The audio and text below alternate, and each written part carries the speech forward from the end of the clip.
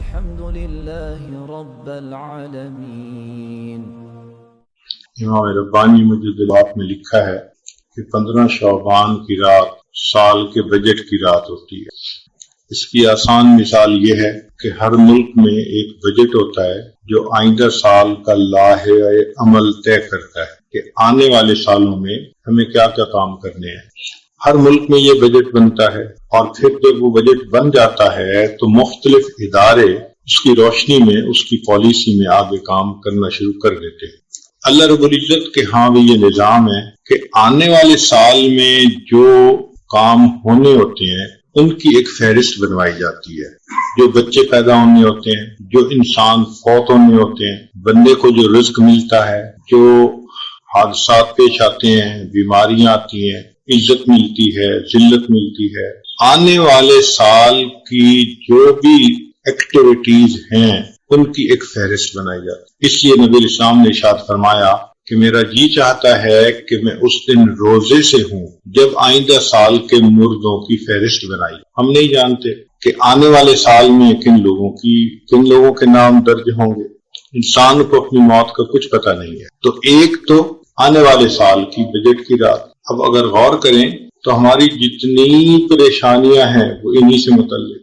کسی عورت کے ہاں اولاد نہیں، وہ بھی رزق میں شامل۔ کسی انسان کی شادی نہیں ہو رہی تو بیوی کا ملنا بھی رزق میں شامل۔ کسی کو جاب نہیں مل رہی، جاب ملنا رزق میں شامل۔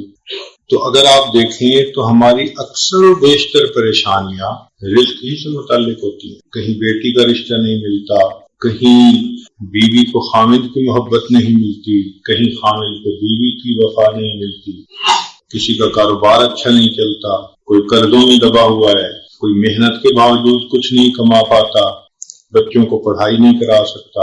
اکثر و بیشتر پریشانیاں انہی سے متعلق۔ تو جب پریشانیاں انہی سے متعلق ہیں اور اسی کی فہرست بن رہی ہے تو کیوں نہ انسان اس وقت اللہ کے ہاں فریاد کرے۔ پھر یہ فہرست جب بننی شروع ہو جاتی ہے تو اللہ رب العزت نے ایک کرم کیا کہ بندوں کو موقع دے دیا مانگنے کا۔ اگر اللہ تعالیٰ چاہتے تو ایک ہی رات میں فیصلہ ہو کے کام ختم ہو جاتا، مگر نہیں، بندوں کو موقع دے دیا کہ تم اپنی پریشانیاں اپنے رب کے حضور پیش کرو، اپنی بیماریوں کی شفا مانگو، مصیبتوں سے پناہ مانگو، تم مانگو، اللہ کے خزانے کے در کھلے ہیں۔ تو اس کے لیے اللہ تعالیٰ نے ہمیں ایک لمبا وقت، کتنا، 27 رمضان کی رات تک، 27 رمضان کی رات تک یہ فیصلے مکمل ہو جاتے ہیں اور پھر وہ فہرست فرشتوں کو ایگزیکیوشن کے لیے آگے فارورڈ کر دی جاتی ہے۔ اسی لیے رمضان مبارک کی اہمیت بھی بہت زیادہ، برکتوں اور رحمتوں کا مہینہ۔ اللہ تعالیٰ نے کرم کیا کہ میرے بندو تم بھوکے پیاسے رہو، تمہیں اجر ملے گا، تمہارے دلوں میں نور آئے گا، تمہارا دھیان میری طرف ہوگا، تم مجھ سے مانگو گے میں تمہیں دوں گا۔ کرنی تھی مغفرت تو بہانے بنا دیے۔ اللہ رب العزت چاہتے تھے کہ بندوں کو بخشیں تو ہمیں 1 مہینے سے زیادہ کا وقفہ دیا گیا، 40 دن سے زیادہ۔ یہ آج کل کے دن اور راتیں، ان میں بجٹ تیار ہو رہا ہے۔ تو بجائے اس کے کہ ہم مخلوق کے سامنے دھکے کھائیں اور ہاتھ پھیلائیں اور مخلوق کی طرف نظر جمائیں، کیوں نہ ہم اپنے رب سے مانگیں۔ جب وہ پروردگار دینا چاہتا ہے تو ہم کیوں نہ اس سے لیں جو دے کے خوش ہوتا ہے۔ عجیب بات یہ ہے، اللہ تعالیٰ دے کے خوش ہوتے ہیں، بندہ لے کے خوش ہوتا ہے، تو پھر اللہ سے مانگے۔ اس لیے آج کل کے دن رات اہمیت کے حامل ہے۔ ان دن راتوں کو ایسے غفلت میں نہیں گزارنا چاہیے بلکہ مانگنا چاہیے۔ اور ہمارے پاس 27 رمضان کی رات تک کا وقفہ ہے۔ جتنا مانگیں گے اللہ تعالیٰ اتنا ہی انسان کے ساتھ خیر کا معاملہ کر دیں گے۔ جو چاہیں اللہ تعالیٰ سے مانگے، در کریم سے بندے کو کیا نہیں ملتا۔ تو یہ مانگنے کا وقت ہے، متوجہ اللہ ہونے کا وقت ہے، اپنے گناہوں کی معافی مانگنے کا اور اللہ کی نعمتوں کو مزید مانگنے کا وقت ہے۔ تو ہمارے پاس 27 رمضان تک کا یہ وقت موجود ہے، اس میں دعائیں مانگیں۔ پھر اللہ تعالیٰ نے عجیب فضل فرمایا کہ بتا بھی دیا کہ روزہ دار افطار کے وقت جو دعا مانگتا ہے اللہ تعالیٰ دعا قبول فرما لیتے۔ کل یوم ولیلۃ دعوۃ مستجابہ، رمضان شریف کے ہر دن میں اور ہر رات میں اس کی دعا قبول ہوتی ہے۔ اب سوچئے کتنی اللہ نے مہربانی کر دی، دعا قبول کرنے کی بھی خوشخبری دے دی۔ تو ایک تو اپنی ضروریات اللہ کے سامنے پیش کریں، حاجات اللہ کے سامنے پیش کریں اور اللہ سے رحمت کی دعا مانگیں۔ اور دوسری بات امام ربانی مجدد ثانی رحمۃ اللہ علیہ نے مکتوبات میں لکھی ہے، وہ فرماتے ہیں کہ رمضان کا مہینہ آنے والے سال کا ایک چھوٹا سا نمونہ ہوتا ہے۔ جیسے رمضان گزرے گا آنے والا سال ویسے ہی گزرے گا۔ مثلا ایک آدمی کو تہجد کی پابندی نصیب نہیں، وہ پورا رمضان تہجد کا اہتمام کرے، آپ مشاہدہ کریں گے کہ آنے والے سال میں تہجد کا پڑھنا آسان ہے۔ ایک آدمی بدنظری کرتا ہے، وہ رمضان المبارک میں نظر کی حفاظت کرے پوری طرح، آئندہ سال میں اس کو بدنظری سے بچنے کی توفیق ہو جائے۔ ہم جیسے رمضان گزاریں گے اسی کا ریفلیکشن آنے والے سال میں ہوگا۔ تو جو احباب کہتے ہیں جی کہ ہم سے مراقبہ نہیں ہوتا، حقوق قلبی نہیں ہوتا، تسبیحات نہیں ہوتی، تو پھر رمضان میں کر کے دیکھ لیں۔ ایک مہینے کی پابندی کریں، بقیہ 11 مہینے اللہ کی مدد شامل حال ہو جائے گی۔ تو یہ نمونہ سپیسیمن ہم نے بنانا ہے اور اللہ نے اس سپیسیمن کے مطابق آئندہ 11 مہینوں کی توفیق دے دینی۔ اب ہم نے توفیق ہی نہیں مانگی تہجد کی، تو گلہ کس سے بھی؟ ہم نے جھوٹ بچنے سے پناہ ہی نہیں مانگی اللہ کی، ہم نے تکبر سے، حسد سے، کینہ سے دعائیں نہیں مانگی، تو پھر گلہ کس بات کا؟ تو اس لیے رمضان المبارک ہم ایسے گزاریں کہ جیسے ہم چاہتے ہیں کہ پوری زندگی ایسے گزرے، اس کا اسکیڈول بنا لیں۔ حضرت شیخ حدیث مولانا زکریا رحمۃ اللہ علیہ کے حالات میں لکھا ہے کہ رمضان میں وہ کسی سے فالتو بات ہی نہیں کرتے تھے۔ ان کے ایک دوست نے کہا کہ میاں رمضان تو ہمارے ہاں بھی آتا ہے لیکن تمہاری طرح بخار کی طرح نہیں آتا، تمہارے اوپر تو بخار چڑھ گیا۔ تو واقعی رمضان المبارک بخار کی طرح آنا چاہیے، بندے پہ بخار چڑھ جائے۔ تو آپ ان آنے والے ایام کا اندازہ لگائیں کہ ان کی اہمیت کتنی ہے۔ ایک تو بجٹ آنے والے سال کا، اور دوسرا آنے والے سال میں جو اعمال کی توفیق ہے اس کا اسپیسیمن ہم رمضان شریف میں بنا لیں گے۔ جو رمضان میں جھوٹ بولا، نظر کی حفاظت نہ کی، غیبت کی، تو آنے والے سال میں کیسے گناہوں سے بچے گا؟ اور ویسے بھی سوچنے کی بات ہے کہ حدیث پاک سے ثبوت ملتا ہے کہ رمضان مبارک آنے سے پہلے جبریل علیہ السلام آتے ہیں اور شیاطین کو ہتھکڑیاں لگا کر قید کر دیتے ہیں تاکہ امت محمدی صلی اللہ علیہ وسلم کے روزہ داروں کے روزے کو خراب نہ کر سکے۔ اب اگر شیاطین بڑے بڑے تو قید ہیں، پھر رمضان میں کوئی گناہ کرتا ہے تو وہ کیوں کرتا ہے؟ بھائی شیاطین تو قید ہو گئے۔ تو اس کا جواب یہ ہے کہ یا تو وہ جو چھوٹے چھوٹے شتونگڑے ہوتے ہیں اس کے لیے وہی کافی ہے، اس کو بہکانے کے لیے، بھٹکانے کے لیے بڑوں کی ضرورت ہی نہیں، چھوٹے چھوٹے ہی کافی ہیں۔ اور بعض نے فرمایا کہ نہیں، جس طرح لوہے کو بھٹی سے نکالیں تو نکالتے ہی ٹھنڈا نہیں ہو جاتا، وہ آدھا گھنٹہ گرم رہتا ہے، ہاتھ نہیں لگتا اس کو۔ تو جو نفس گناہوں کی بھٹی میں پڑا ہوا تھا، اگر کوئی بندہ اس کو رمضان میں نکال بھی لے تو رمضان میں بھی اس کی حرارت محسوس ہوتی ہے۔ اسی طرح جو گناہوں میں ڈوبے ہوتے ہیں ان کو رمضان میں بھی نفس کی شرارت معلوم ہوتی ہے۔ ایک چیز تو کنفرم ہو گئی نا کہ رمضان المبارک میں جو گناہ کرتے ہیں تو اس میں بڑے شیاطین کا ہاتھ نہیں ہوتا، نفس کا ہی دخل ہوتا ہے۔ تو گویا یہ ہماری روحانی بیماریوں کا لٹمس ٹیسٹ ہو گیا۔ کوئی بندہ دیکھنا چاہے نا کہ میری روحانیت کتنی ہے تو اس کے لیے ہمارے لیے آسان ہے اس کو چیک کرنا۔ اگر روحانیت بنی ہوگی تو گناہوں سے محفوظ ہوگا، اور اگر روحانیت نہیں بنی ہوگی تو کیا ہوگا؟ جیسے رمضان کے علاوہ گناہ کرتا تھا رمضان میں بھی گناہ کرے گا، اس لیے کہ من جو اندر سے ناقص ہے۔ تو رمضان کے گناہ بہت زیادہ نقصان دہ، کیونکہ نفس کی شرارت کی وجہ سے ہوتے ہیں، نفس کی خباثت کی وجہ سے ہوتے ہیں۔ اتنی برکتیں ہیں رمضان میں کہ تھوڑا سا بھی کوئی توجہ کر لے تو بخش دیتے ہیں۔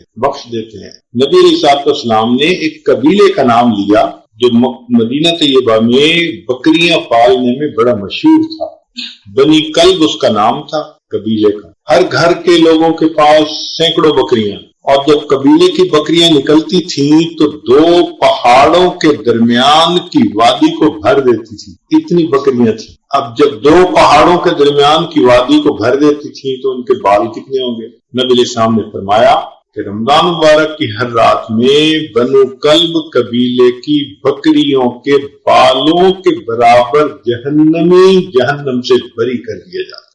تو جب رحمت کا دریا یوں بہ رہا ہو تو ہمیں فائدہ اٹھانا چاہیے۔ اس لیے جو رمضان میں بھی اپنے گناہوں کی بخشش نہ کروائے تو وہ تو بدبخت ہے سیدھا سیدھا۔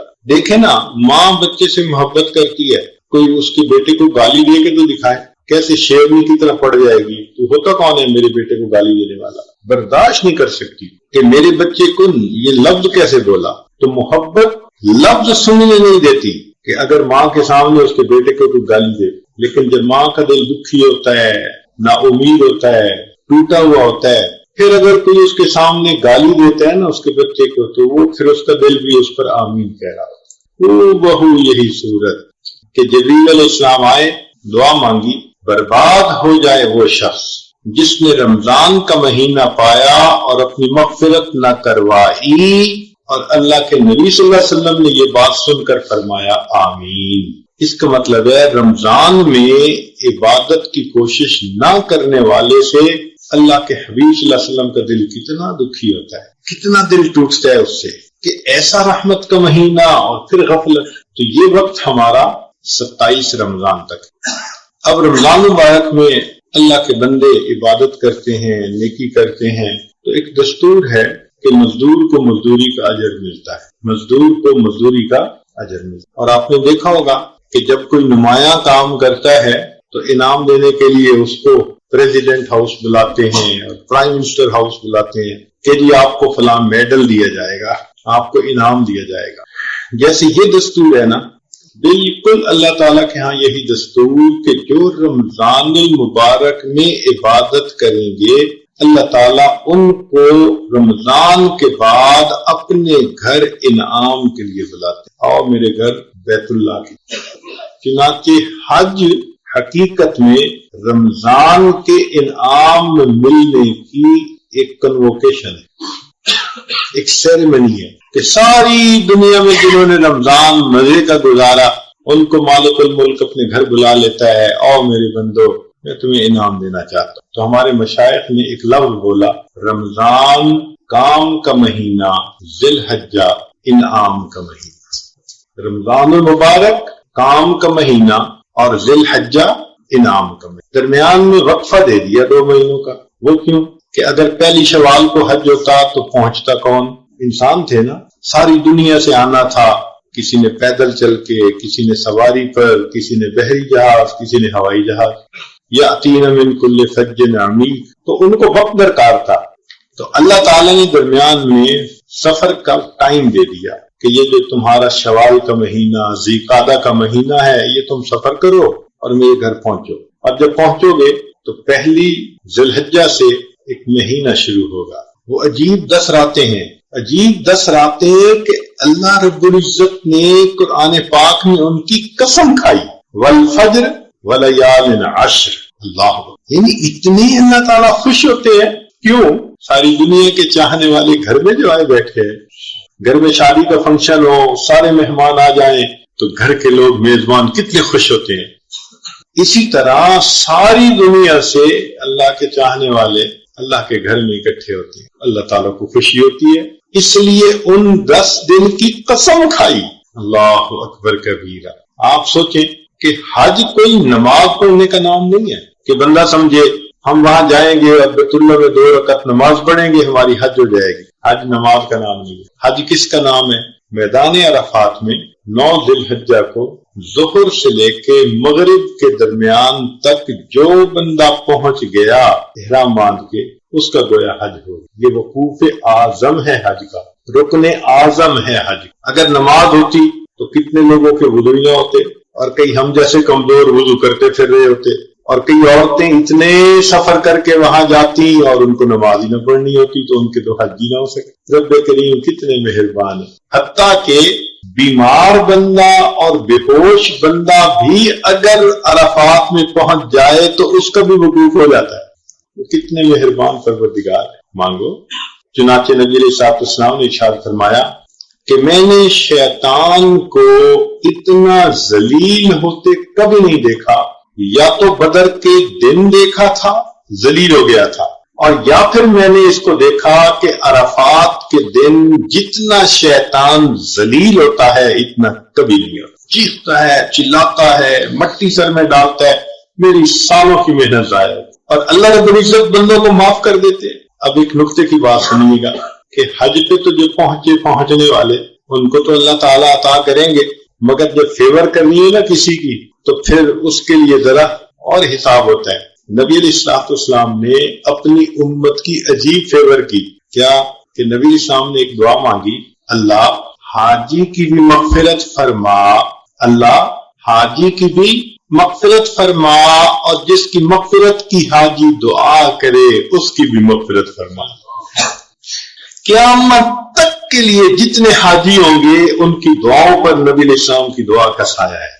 اللہ حاجی کی بھی مغفرت فرما، اور جس کی مغفرت کی حاجی دعا کرے اس کی بھی مان. اگر ہماری دعاؤں کا انحصار ہوتا تو یہ جھوٹی زبانیں کیا دعا مانگتی، کیا قبول ہوتی. لیکن اب تو نبی اسلام کی دعا کا سایہ حاصل ہو گیا، دعائیں بھی قبول. پھر یہ تو پہلا رکن تھا. اس کی مثال یوں سمجھ لیں کہ ہم نے ایک مرتبہ ایک نکاح پڑھانا تھا، تو ہم نے دیکھا کہ ان کے ہاں جب بارات آئی تو ہر بندے کو انہوں نے 1000 روپے کا ہار پہنایا. کہیں پھولوں کے ہار پہناتے ہیں، کہیں نوٹوں کے ہار پہنا دیتے ہیں. ہم نے پوچھا بھی کیوں کیا؟ کہنے لگے جی ہم نے اپنے مہمان کا اکرام کیا.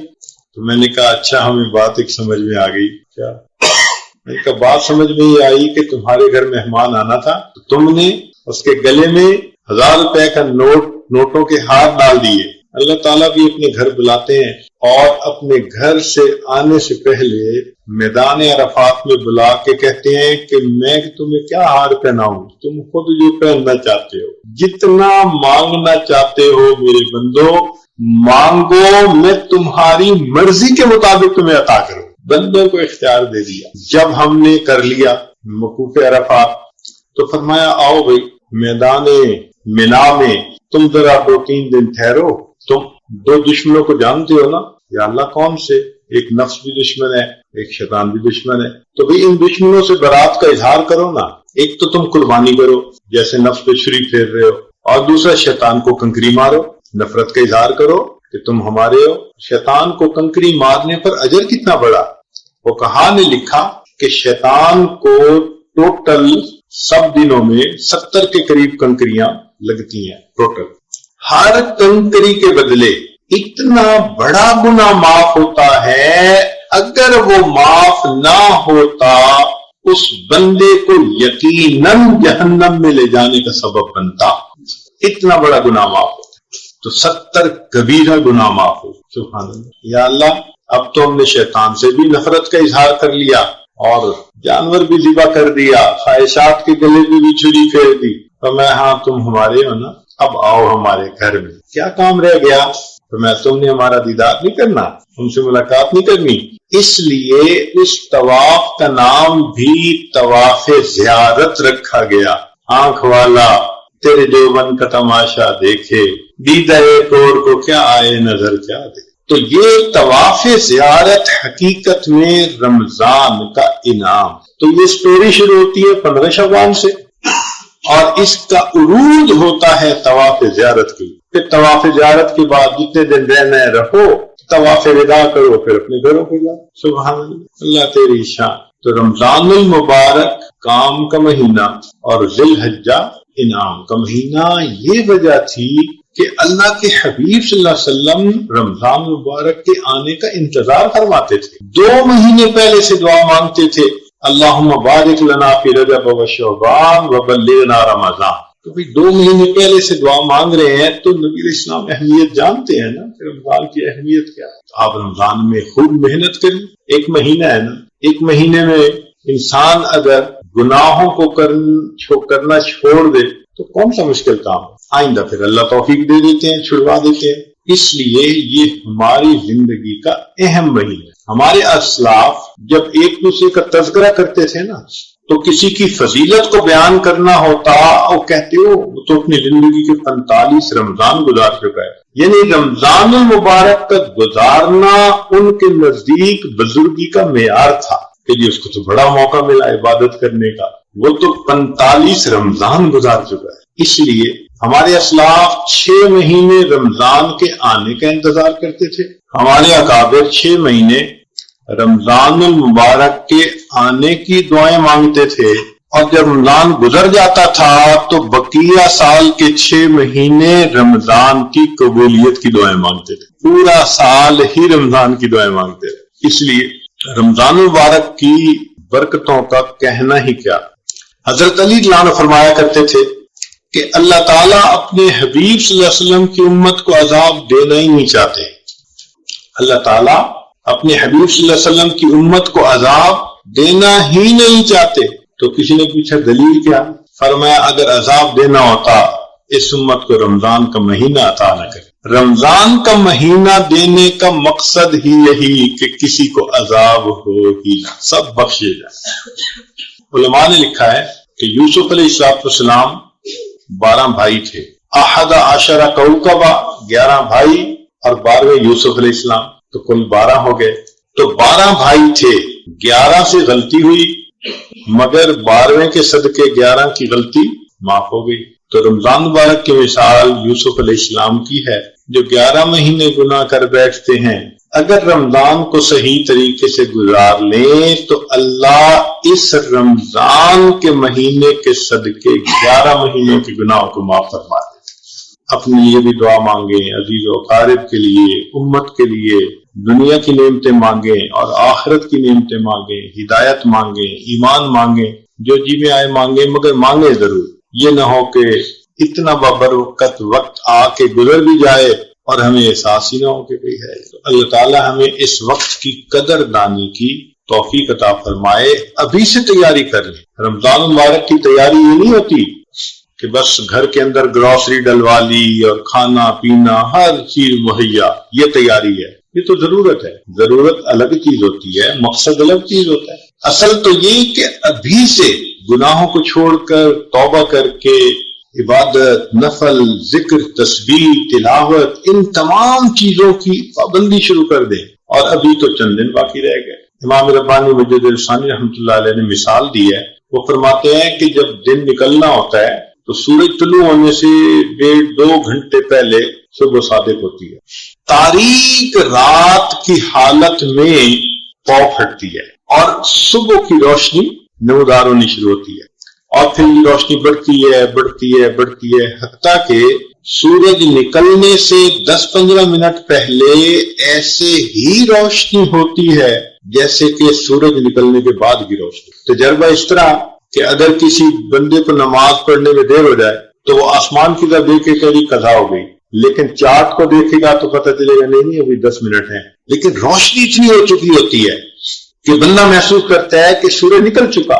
تو اس کا مطلب یہ کہ 15 شعبان کو ان برکات کے جو دن ہے اس کی صبح صادق شروع ہوتی ہے. ہر دن میں یہ نورانیت بڑھتی ہے حتیٰ کہ 29 شعبان کو ایسے ہی یہ انوارات ہوتے ہیں جیسے کہ رمضان کے انوارات. اس لیے ان دنوں میں عام بندہ بھی محسوس کرتا ہے کہ نیکی کو جی زیادہ چاہتا ہے، اور جو صاحب باطن ہو وہ تو آسمان سے بارش کی طرح رحمتوں کو برستا آنکھوں سے دیکھتے. تو بس اتنی بات کہنی تھی کہ ہم اس نعمت کی قدردانی کریں، اللہ سے مانگیں. رب کریم نے ہمیں اپنی زندگی میں ایک اور مرتبہ اپنے آپ کو بخشوانے کا موقع عطا فرما دیا. اللہ تعالی ہماری مغفرت فرمائے اور ہمیں بھی اپنے مقبول بندوں میں شامل فرمائے. وآخر دعوانا ان الحمدللہ رب العالمین. عشق خدا یار و نار غضب دی، عشق خدا یار و نار غضب دی، تے دیکھو قسمت وچ ونج پئی ہاں تے سڑ بھج گئی ہاں. عشق خدا یار و نار غضب دی، تے ویکھو قسمت وچ ونج پئی ہاں تے سڑ بھج گئی ہاں عشق خدا یارو نار غضب دی تے ویکھو قسمت وچ ونج پئی ہاں تے سڑ بھج گئی ہاں چولا برکا صبر دا میرے تے ہو گیا تھیاں تھیاں تے چپ کر گئی ہاں ماں پیو ویر وی یاد نہ میں کو تے اتے تانے دین سیاں تے سیندی رہی ہاں ماں پیو ویر وی یاد نہ میں کو تے اتے تانے دین سیاں تے سیندی رہی ہاں غلام خریدا اے آنکھ سجن نو میں تا در تے دیتے پئی ہاں تے جے ہو جئی ہاں غلام فریدا اے آنکھ سجن نو میں تا در تے دیتے پئی ہاں تے جے ہو جئی ہاں غلام فریدا اے آنکھ سجن نو میں تا در تے دیتے پئی ہاں تے جے ہو جئی ہاں لا الہ الا اللہ دعا کر لیجئے سبحان ربی العظیم اللہم صلی علی سیدنا محمد وعلی آل سیدنا محمد وبارک وسلم اے کریم آقا ہم آپ کے عاجز مسکین بندے ہیں ہمارے گناہوں کو معاف فرما خطاؤں سے درگزر فرما عیبوں کی پردہ پوشی فرما اللہ ہماری نگاہوں کو پاک فرما دلوں کو صاف فرما سینوں کو اپنی محبت سے لبریز فرما اپنے عشق کی آتش ہمارے سینوں میں پیدا فرما ہمارے انگ انگ سے اپنے ذکر کو جاری فرما روئے روئے سے اپنے ذکر کو جاری فرما ہڈی ہڈی بوٹی بوٹی میں اپنی محبت پیدا فرما اے کریم آقا آپ نے ارشاد فرمایا وَأَمَّا السَّائِلَ فَلَا تَنْهَرْ سوالی کو انکار نہ کرو اللہ ہم بھی تو آپ کے در کے سوالی ہیں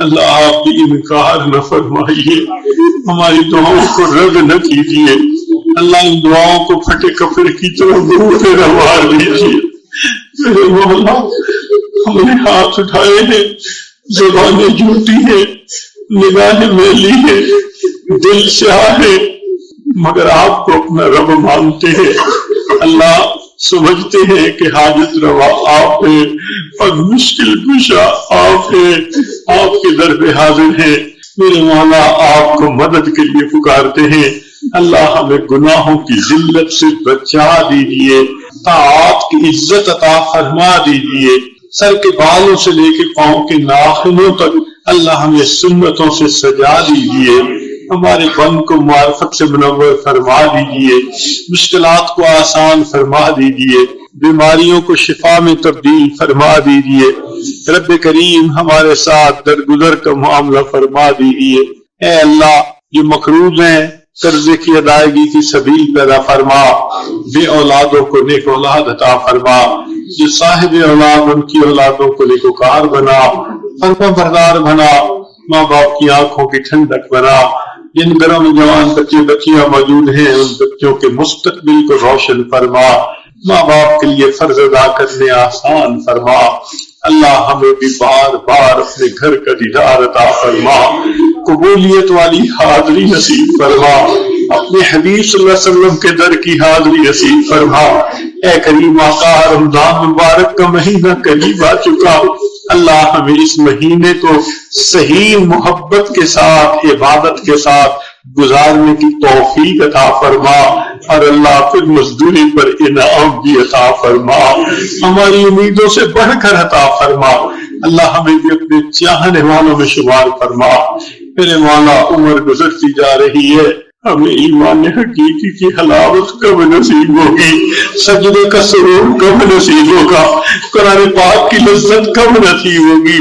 اے اللہ مہربانی فرما دیجیے، یہ نعمتیں عطا فرما دیجیے، رب کریم رحمتوں کا معاملہ فرما دیجیے۔ اے اللہ آپ نے ارشاد فرمایا غلاموں کو آزاد کیا کرو، جب ہم کمزوروں کو حکم ہے ہم غلاموں کو آزاد کریں۔ اے مالک ہم بھی تو آپ کے غلام ہیں، آپ بھی ہمیں جہنم کی آگ سے آزاد فرما دیجیے، اللہ آزاد فرما دیجیے۔ اے اللہ ہم نے بادشاہوں کو دیکھا ہے جب غلام ان کے خدمت کرتے کرتے بوڑھے ہو جاتے ہیں تو وہ اپنے غلاموں کو آزاد کر دیتے ہیں۔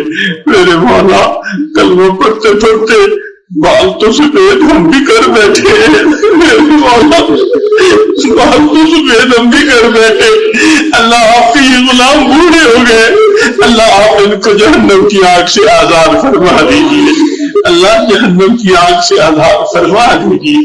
مہربانی کا معاملہ فرمائیے، جو مرد عورتیں موجود ہیں اللہ سب کے دلوں کی نیک مرادوں کو پورا فرما دیجیے۔ اے اللہ جو مانگا عطا فرما، جو مانگنا چاہیے تھا نہیں مانگ سکے وہ بھی عطا فرما۔ اے کریم آقا پوری امت کو اللہ ہدایت عطا فرما، جہاں بھی دین کا کام ہو رہا ہے جس شکل میں بھی ہو رہا ہے اللہ اس کو شرف قبولیت عطا فرما، اللہ ہمارے اس ملک کی حفاظت فرما۔ اے اللہ یہ ہمیں کتنا عزیز ملک ہے، اللہ ہمیں اس کی آزادی کی قدردانی کی توفیق عطا فرما، اس کو دین کا قلعہ بنا اور ہمیں شریعت و سنت کے مطابق یہاں زندگی گزارنے کی توفیق عطا فرما۔ جس ملک کے دشمن ہیں اللہ ان کو ہدایت عطا فرما، جن کی قسمت میں ہدایت نہیں چن چن کے دفع دور فرما۔ اے کریم آقا امت مسلمہ جہاں بھی پریشان ہے اللہ سب کی پریشانیوں کو دور فرما۔ اے کریم آقا مہربانی کا معاملہ فرما، ہماری ان دعاؤں کو اپنی رحمت سے قبول فرما۔ ربنا تقبل منا انک انت السمیع العلیم تب علینا انک انت التواب الرحیم۔ صلی اللہ تعالی علی حبیبہ سیدنا محمد وآلہ واصحابہ اجمعین برحمتک یا ارحم الراحمین۔